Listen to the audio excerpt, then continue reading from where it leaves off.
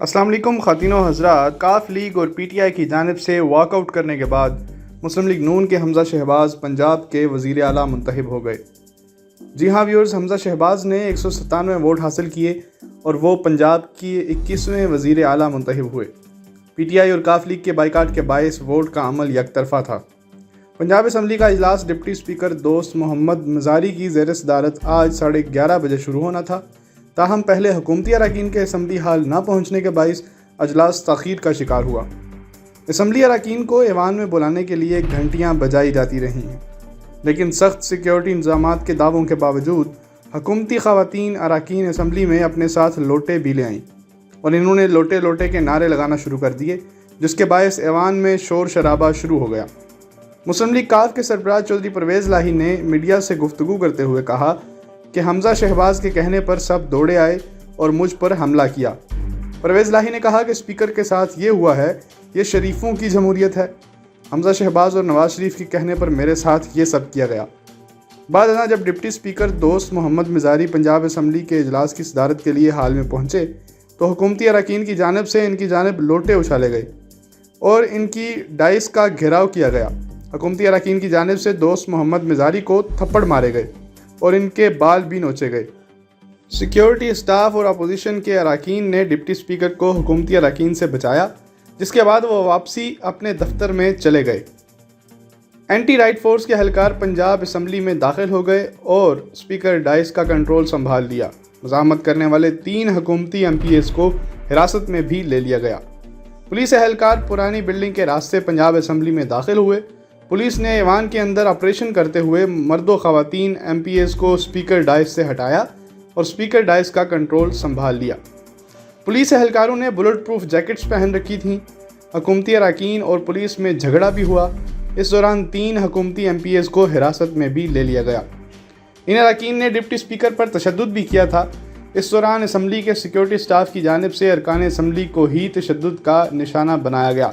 बड़ी तादाद में लेडी पुलिस एहलकारों को भी असम्बली के अंदर पहुंचा दिया गया और ऐवान की कार्रवाई आगे बढ़ाने के लिए अरकान को बुलाने के लिए दोबारा घंटियां बजाई गईं, ताहम हंगामा आराई के बायस इजलास शुरू ना हो सका। ख़वातीन हज़रात, फ़याज़ुल हसन चौहान ने अपने एक बयान में कहा है कि हमज़ा शहबाज ने पंजाब असम्बली में गुंडागर्दी की रवायत कायम कर दी। पंजाब की तारीख़ में कभी पुलिस असम्बली खाल में दाखिल नहीं हुई।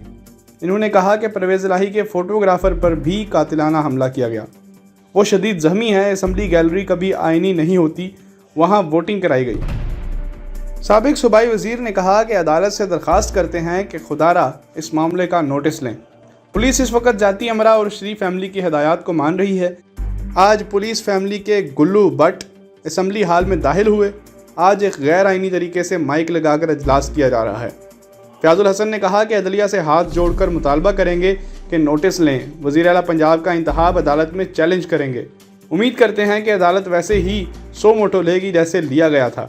अदालत से दरख्वास्त करते हैं कि अब इतवार को भी अदालत खोल लें। ख़वातीन व हज़रात, इन्होंने कहा कि पुलिस असम्बली हाल में पहले से मौजूद थी, जिन्होंने हमारे अरकान पर तशद्दुद किया।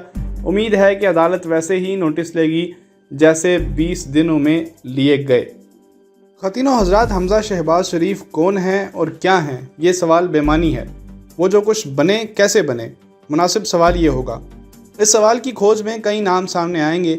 इनके वालिद का नाम तो फितरी तौर पर आएगा ही, लेकिन इनसे बढ़कर मियाँ नवाज शरीफ का नाम आएगा।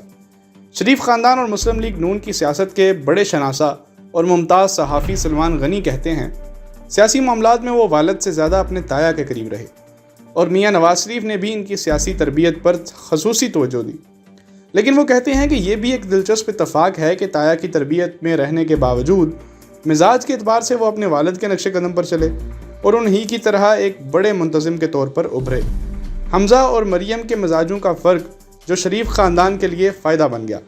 हमज़ा शहबाज और इनकी कज़न मरियम नवाज़ सियासत में अगरचे आगे पीछे आए, लेकिन ज़माने के एतबार से इन्हें हम असर ही समझा जाएगा। यूँ इन दोनों की शख्सियत को, सियासत को समझने के लिए इनकी शख्सियत के मुवाज़ने से ज़्यादा मदद मिलती है।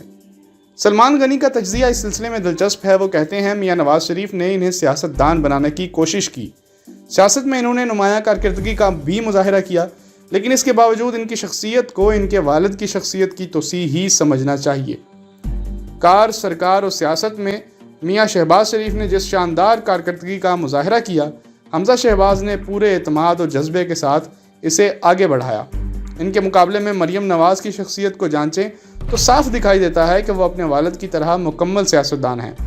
یوں اگر دیکھا جائے تو شریف برادران اور ان کی دوسری نسل کے درمیان مزاج اور کردار کی یہ تقسیم کار ان کی سیاست میں کامیابی کی ضمانت ہے۔